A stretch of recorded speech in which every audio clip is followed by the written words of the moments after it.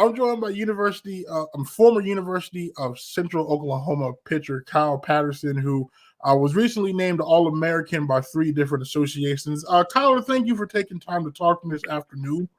Could you start by telling the viewers and listeners out there a little bit about yourself? Yeah. So I'm from Cushing, Oklahoma.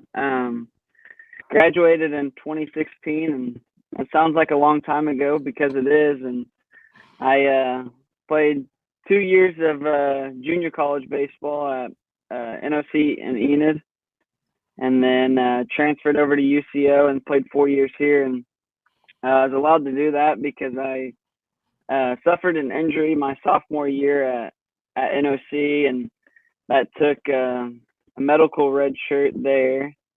And then coming to UCO, I still wasn't fully recovered, so I took another regular red shirt. And then the following year, COVID happened, so I took another COVID red shirt, and then just finished up 2 full seasons of actually playing. So 6 years.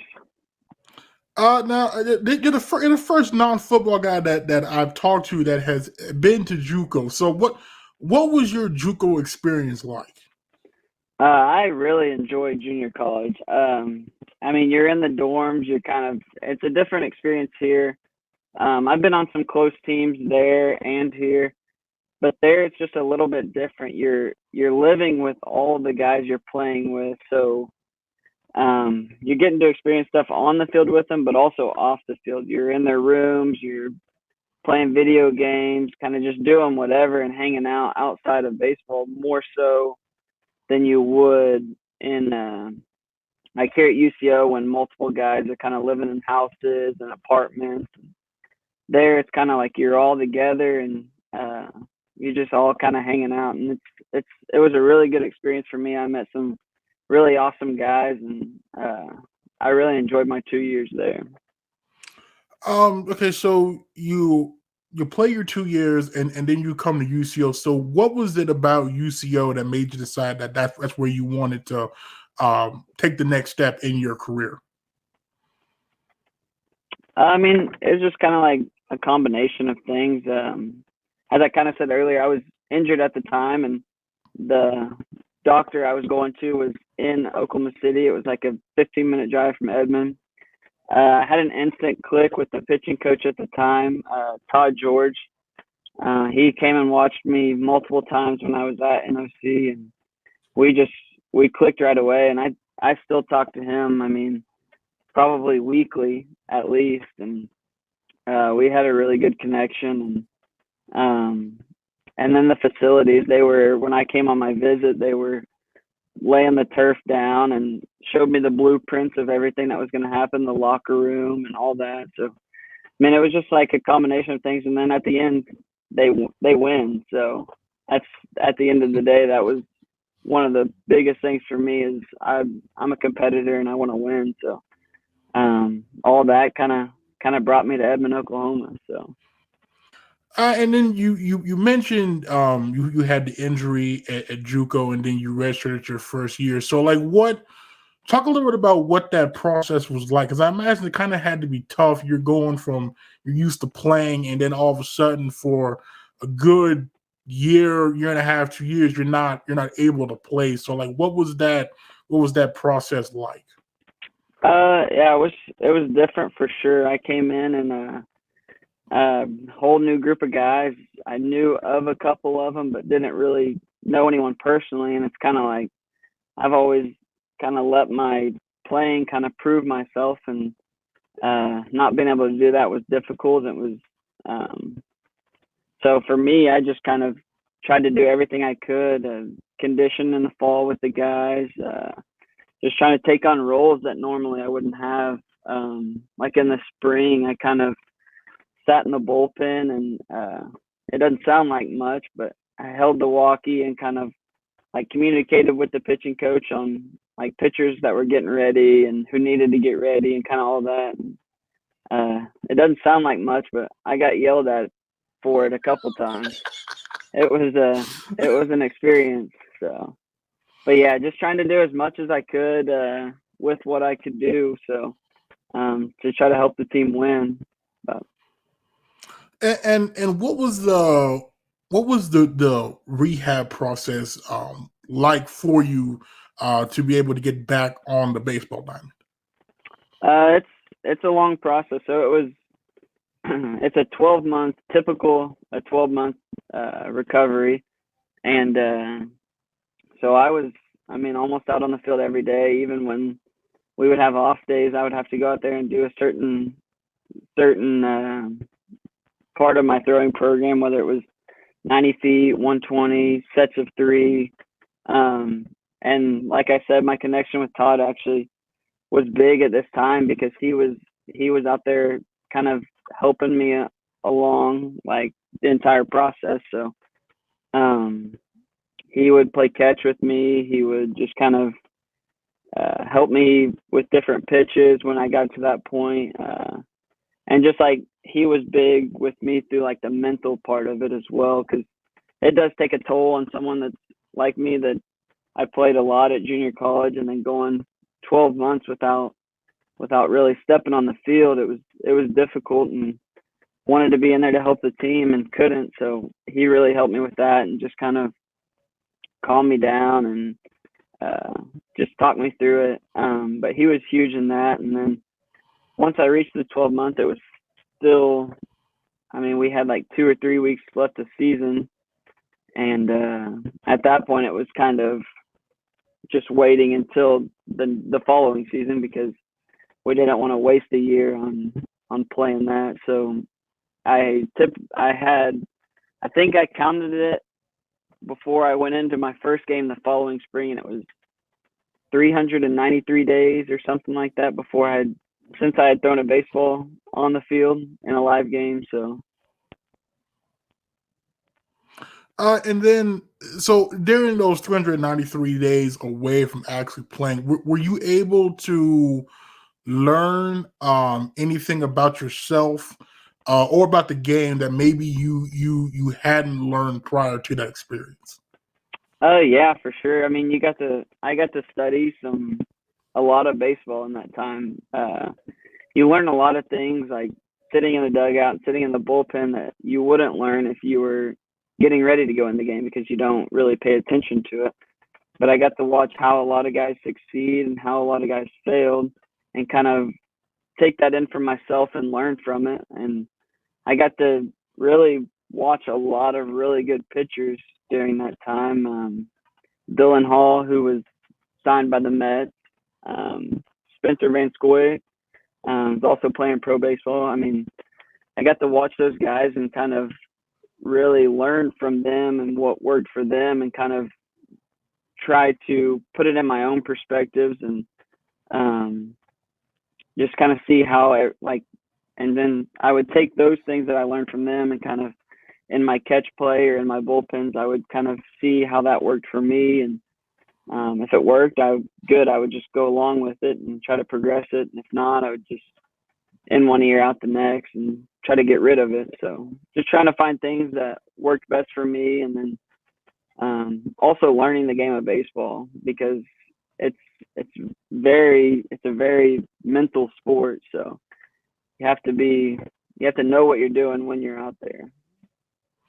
And then you just mentioned the two pitchers there during your time that are playing pro. What was that experience like? Playing alongside them, learning from them. What was that experience like? And did they help you maybe learn or approach the game in a way you maybe hadn't beforehand? I think Dylan Hall was probably the biggest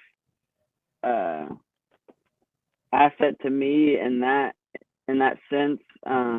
He approached the game with like such a calmness that I really hadn't done before, and I think that's something I've carried along in the past 4 years that's really helped me succeed, is kind of taking a calmness onto the field. And like before games, we would talk to him, and he would just be like completely calm and not really thinking a lot. And that's something that I kind of learned from him to take into my own game. And now that's kind of how I've always I've been since then is just kind of relaxed out there and trying to keep calm and just kind of letting the game flow. So.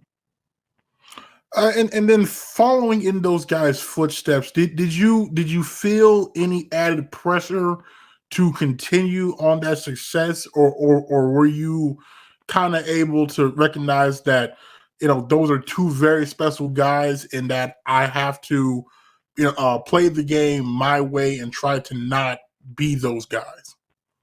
Yeah, I mean, I'm a different type of pitcher than those guys. So I've always just kind of pitched my own game and do stuff that helps me succeed. So that's a little bit different for me. But as for like following in their footsteps and added pressure, that's kind of something I never really thought about. I just kind of, when my number got called, I went out there and just tried to do my best to help the team succeed and tried to get a win on that day and just focusing on one game at a time each time I went in. And it's really easy what to do when you had the defense that I've had the last couple of years. I know we won. I think it was all NCAA fielding percentage one year, and then the other 2 years that we've been really good defensively. And it just makes it easy for a pitcher to go out there and attack the zone and get ground balls, get fly balls, because your defense is working behind you to make plays. And then when you finally were able to get back on there and play, what was that moment like for you when you finally checked into the game? You're in the game. You throw your first pitch. What were you feeling in that moment? It was a lot of adrenaline, a lot of nerves. I remember actually very vividly my first play was a ground ball back to me, and my roommate was playing first base, Joe Mondragon, and we joke about it still to this day. But I remember getting the ball and I just threw it basically straight into the ground, and that didn't help with the nerves, but was able to go out there and ultimately get a 0 for the inning. So that helped calm me down a little bit. But yeah, but other than that, I mean, going into the game, it felt really good to get back in. And other than that play, I was super excited. So. And how long do you feel like it took you from that first game to kind of get back to the level where you felt like you were prior to the injury? I mean, I felt like once I was in the game, I mean, I always feel like I've competed at the level where I want to be. Obviously, I want to continue to progress each and every day, and still to this day. But every time I'm out there, it's kind of a feeling like that I'm better than the hitter in a certain sense, not trying to be better than myself, just kind of taking it and just with the mindset of just being better than the guy in front of you and getting him out before he can score. So. And then you played in 2020, which was a year that some of your other athletes on campus weren't able to play. Talk about what that experience was like, playing through that turbulent time. It was odd for sure. I mean, it's something I'll never forget. We were having a really good season. I think we were 17-3 at the time. We had just finished a game at East Central, I believe, and we had an off day the next day. And I remember the Thunder's game, like they called everyone off the court, and everything was getting canceled. And at that time, it didn't seem like much, like maybe one game was gonna get canceled or whatever. And then we come to practice the next day, and our head coach was on the phone like the entire practice, and it was just kind of like everyone kind of knew what was happening, and we just kind of had to continue practice. And then at the end, he broke the news to us that the season was over, and it was just like this is real. And then at that point it was more than baseball. It was about our health and staying safe. So it kind of turned into real life real quick. So and so your season at that point it ends. Then you come this year, and did you envision that you would have the season that you ended up having this year, or did this kind of catch you off guard? I wouldn't say it caught me off guard, but I also wouldn't say I envisioned it. I mean, I've just kind of taken each game like one at a time. Just go out there and each inning I throw, just try to get a 0, and then if I go out another inning, try to get another one, and it kind of like an ongoing process. Like you just try not to give up runs, and I mean that's what everyone's trying to do at the end of the day. But it's just like for me, it was focusing on one inning, one pitch at a time, and just making that one pitch, and then going to the next and making another, and just kind of, and it. I mean, that's just kind of my mindset and how I went about it. And, it helped me succeed, I believe. So now you ended up with make sure I have this right here. Right here. You have like the lowest ERA in program history. So like when did you were you aware that you were close to that record before you broke it, or was it one of those where you broke the record and then you learned about it after the fact? no, I kind of knew. About halfway into the year, I knew I had a really low ERA, and my the record holder before actually broke it the year before, and he was my roommate. So he was letting me know how close I was and all this.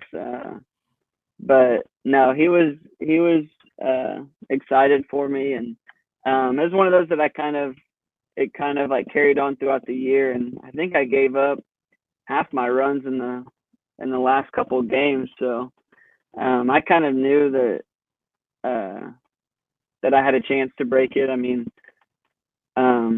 but it's not something that I was necessarily focused on at the time, and it's cool looking back now that it's over, but it wasn't something that I necessarily like would watch for and all that. I was just trying to go out there and get zeros for the team and give the team the best chance to win. And then that parlayed you into becoming an All-American by 3 different associations. So, like, when did you first learn that you were named an All-American, and what was that moment like for you? So I was actually, I knew I had won first team all region and that I would go into the All-American phase, but I didn't know when that would all come out. And so as I mentioned earlier, I'm in Pennsylvania right now, and I'm playing in the draft league up here, and we were actually having a practice, and I came in from practice, and I had about 10 text messages and was super confused on what was going on, and a couple congratulations, and then I got on social media and kind of learned what had happened and went and looked at it. And so it was a cool experience, kind of getting out of practice and looking, and just kind of in that moment, just like proud of myself, and then kind of moving on and just trying to continue to grow and keep progressing as a pitcher. So now you're the I believe you're the 22nd All-American in program history. So what does that honor, that distinction mean to you?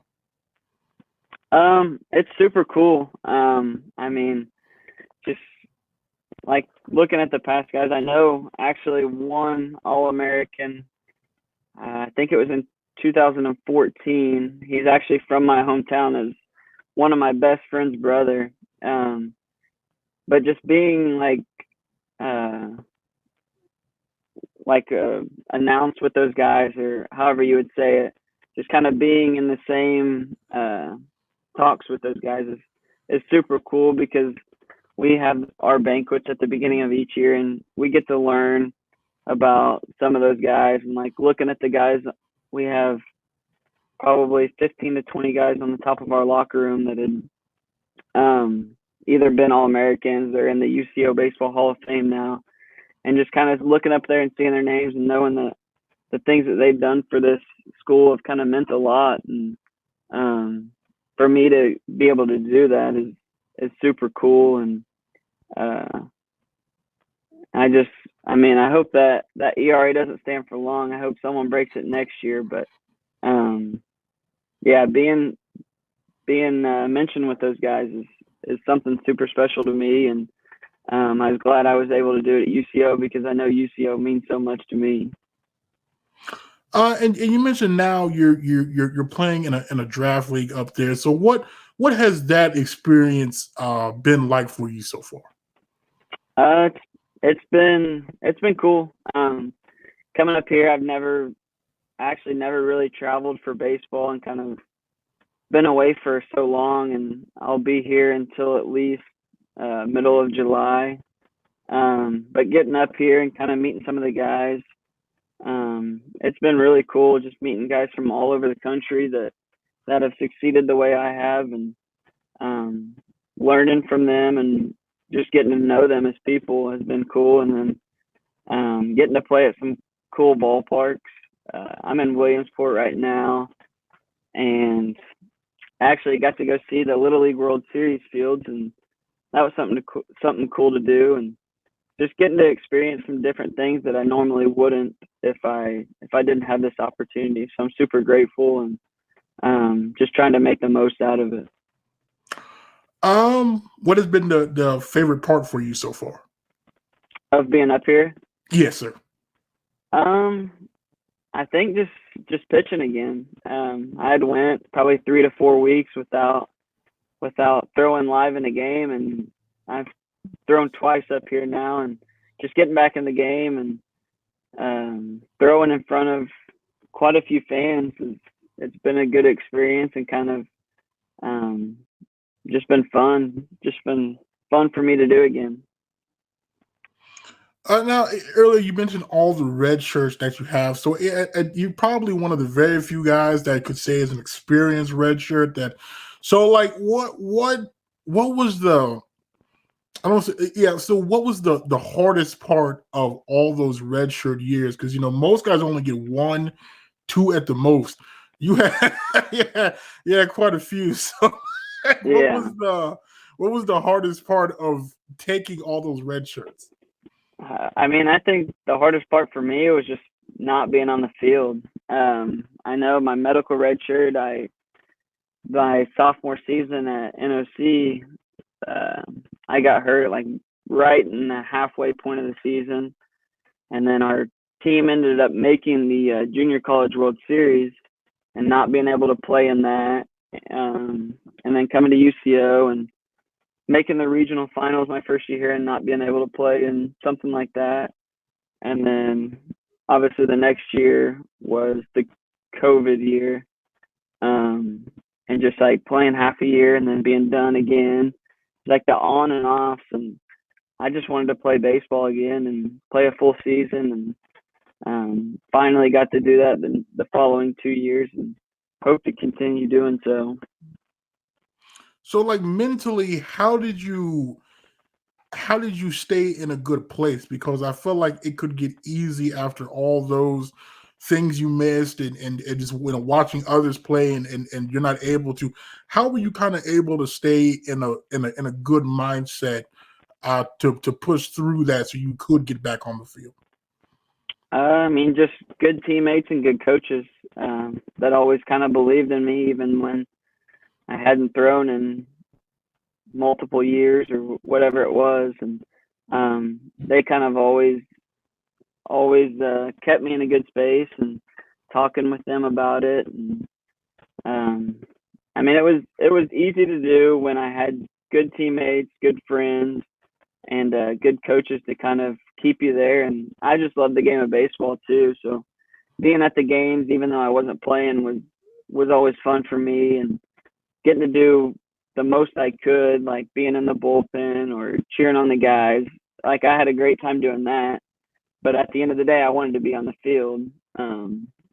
So I'm glad to be doing that recently. But yeah, like I just love the game of baseball and love the guys I've played around. So they made it a lot easier for me. Okay. And during your time away from the field, did you develop a new appreciation for the game that you didn't have before, or or was it the same? I think at first I was appreciating a lot more, like not the running and conditioning and all that. That was still a little old, but definitely like getting back on the mound and the first time back and that next year, whatever it was, is just kind of like appreciating being out there and kind of, it can be taken away from you. I mean, in the blink of an eye. I know it was for me when I injured my elbow. It was kind of unforeseen and just kind of happened right away. So just kind of knowing that makes me take a different approach to the ballpark each day and just have fun with it, because it's a game and you're not always going to be able to play it. So you might as well enjoy it while you can. I guess my final baseball question would be, looking back from where your college career started at NOC to where it ended as an All-American, did you envision your career going this way? And do you have any regrets about your collegiate career? I don't necessarily think any of my college career was envisioned. It was a wild ride. I know, like my freshman year, I had a decent year, and sophomore year I was really pitching it well before getting hurt, and then going to UCO and sitting multiple years. Then last year I had a decent year. I know the beginning of the year wasn't my best start, and then kind of getting back into a groove and then taking that into this year is just, it's not at all what I envisioned, but I definitely don't have any regrets. I've met some awesome people along the way, awesome teammates, awesome coaches. So it's been a wild experience, but it's been one I'm super grateful for and wouldn't change anything for it. So. Well, but before I get you out here, I do this with all the new guests, kind of get to know you questions. So, favorite sports team? The Thunder, Oklahoma City Thunder. Okay. Now, who are you hoping? Because they have quite a few picks in the draft here next month. So, who are you hoping that they take at number 2? I don't know. I mean, I know Presty does his thing, and I got full faith in him to make the right choice. But we'll see. Whatever he does, I know he believes the best of the team. So as long as we can start winning again. Okay. Your favorite Thunder player? Russell West. Well, like currently or both current and all time. So it'd be Westbrook all time, and then probably Giddey right now, Josh Giddey. Okay, he's nice. Yeah, he's nice. He's nice. Okay, see your favorite hobby outside of baseball? Golfing. Oh, okay. Yeah. Okay. So how often, I guess, are you able to get out there and golf? So I don't think I played at all during this last season. I went a couple times, probably once a week in the summers typically. I haven't played since I've been up here, but we've got complimentary golf, so I'm gonna have to try it out soon. Let's see, okay, your favorite musical artist? That's a tough one. Musical artist. I'll have to give a shout out to my old roommate Braden Nelson and say the Turnpike Troubadours. Okay. Okay. You have a favorite song by them? No, everything they sing is good. So. Okay. Okay. See, your favorite TV show? TV show probably be Impractical Jokers. Okay. Okay. Let's see here. You have a favorite movie? Remember the Titans. Okay, classic. Okay, I like that. Yeah. That's classic. Okay. Let's Yeah. see. Are you a gamer at all? Do you play video games or anything like that? Yeah. Okay. What's your go-to game? Lately it's been MLB The Show, but I could run some Fortnite too. Fortnite. Okay. So It's been a while, but so I'm guessing then you're a PlayStation guy. yep, PlayStation. Okay. Good guess. Just because I remember that the MLB The Show. I know it used to be only on PlayStation. I don't know if it still is only on PlayStation. It's actually on both now, but yeah. Oh, it is. I'm still PlayStation guy. That's actually I used to have Xbox and switched over because of that game, and then they brought it out on both. So. Let's see. Okay, your favorite food? Chicken Alfredo. Okay. Let's see. Do you have any pregame routines or rituals that you normally do? Not that I've kept since I've been up here. Me and another pitcher that was at UCO, Jacob Bailey, we would always go get. This wasn't an every game thing, but it was like on Friday nights of a weekend series, we'd all go get Panda Express, and we'd get those energy teas from the herbal places. We'd always get one of those, and then Panda Express, and that was our go-to before games before a weekend series, pretty much. Okay. But up here, I really haven't developed one yet, but we're working on it. So just try to find something that works. Okay, now as a fellow Panda Express lover, because it's pretty good food. What is your go-to order? Oh, I only have one order, and it's fried rice and orange chicken. Okay, it's simple but effective. I like that. Simple but effective. Let's see. Okay, I guess my final question would be: Do you have any parting words for any of Bronco Nation that might be listening to this about your career and the support and experience being a not only a UCO Bronco pitcher, but just a UCO Bronco in general? I just want to say it was probably one of the best, 4 years of my life. They've got some awesome staff there, awesome administration. And it was, the coaches along with the administration up top, Chris Brannick, he was always great to me and had a good connection with him. I don't know if it was I was there for so long, but kind of felt close to kind of everyone there. And that's just kind of the people they are. And they do the most for the players and just try to see success in all sports. And but it was a great time for me, and I'm definitely glad I ended up in Edmond at UCO. So. Well, Kyler, I appreciate you taking time this afternoon to come on and talk. I'm wishing you the best of luck up there in the Pennsylvania in the draft league. Hopefully, it goes well for you and opens some more doors for you. But you're more than welcome to come back on at any time. And I'm sure I speak for Bronco Nation in general that we're all behind you, we're all pulling for you, and we know you'll do some pretty big things up there. Thank you for having me, and it was an awesome experience, and glad I got to come on today. Well, thank you, Kyle.